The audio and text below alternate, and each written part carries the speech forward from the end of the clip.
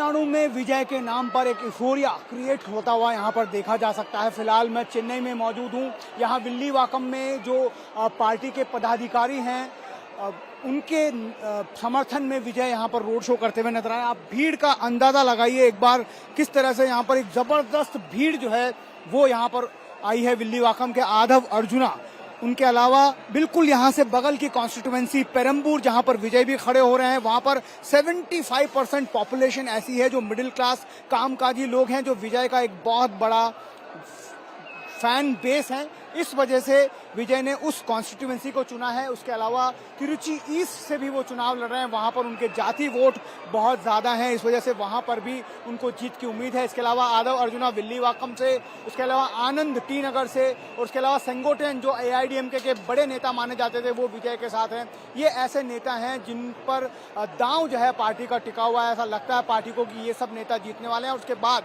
जो ऐसे भी चेहरे हैं, पूरे 234 सीटों पर जो है विजय की पार्टी चुनाव लड़ रही है, लेकिन कई सारे ऐसे चेहरे हैं जो जिनको लोग जानते भी नहीं।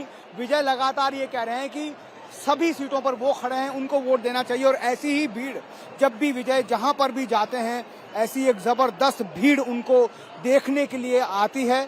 हालांकि ये भीड़ सिर्फ फैंस हैं जो उनकी एक झलक, एक स्टार सुपरस्टार का दर्जा जो उन्हें मिला है उसको देखने आ रहे हैं, या फिर ये अपने खुद के वोट विजय को देंगे, अपने घर वालों को वोट देने के लिए मजबूर करेंगे, ये देखने वाली बात होगी। क्योंकि जो बताया जा रहा है कि विजय का जो फैन बेस है वो 20 से 40 की उम्र के लोग हैं, लेकिन उनके जो घर के बड़े लोग हैं वो लगातार जो है, आप देखिए किस तरह से यहाँ पर विजय जो है एक बार फिर आदव अर्जुना अपनी गाड़ी से बाहर निकलकर लोगों का अभिवादन स्वीकार कर रहे हैं और बहुत कॉन्फिडेंट नजर आ रहे हैं विजय और आदव अर्जुना दोनों। ऐसे में ये युवाओं के वोट बैंक के साथ साथ क्या वो युवा अपने घरों में बड़ों को भी इस बात के लिए मना रहे हैं कि उन्हें विजय को वोट करना है। क्योंकि ऐसा एक सिचुएशन MGR के वक्त देखा गया था, जब घर के 15-15 साल के 16 साल के बच्चे जो थे वो अपने घर वालों को मजबूर करते थे। उन्होंने दबाव बनाया कि MGR को वोट देना चाहिए और एक पूरा पॉलिटिकल सिस्टम यहाँ पर बदलते हुए देखा गया। क्या उसकी नींव विजय यहाँ पर रख रहे हैं, ये एक बहुत बड़ा सवाल है जिसका जवाब 4 मई को मिलेगा।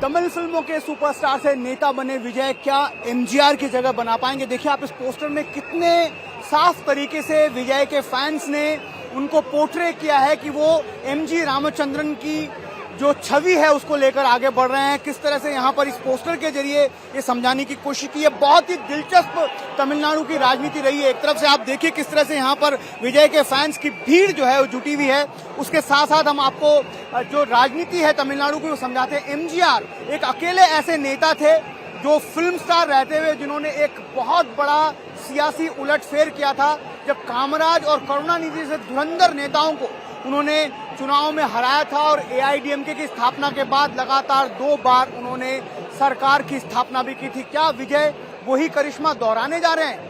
ये अंडरकरंट ऐसा है जो राजनीति के बड़े बड़े जो पंडित हैं वो भी इसको समझ नहीं पा रहे हैं। विजय एक बहुत ही बड़ा नाम कह सकते हैं कि बन चुके हैं, लेकिन बड़ा सवाल ये है कि क्या ये सिर्फ माहौल है?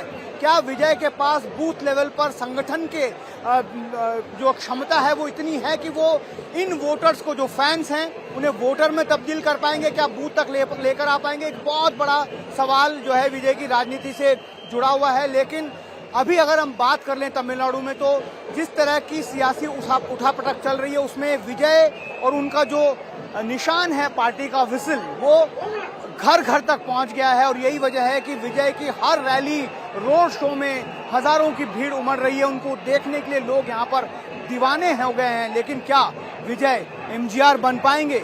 ये एक बहुत बड़ा सवाल है जिसका जवाब जो है 4 मई को ही मिल पाएगा।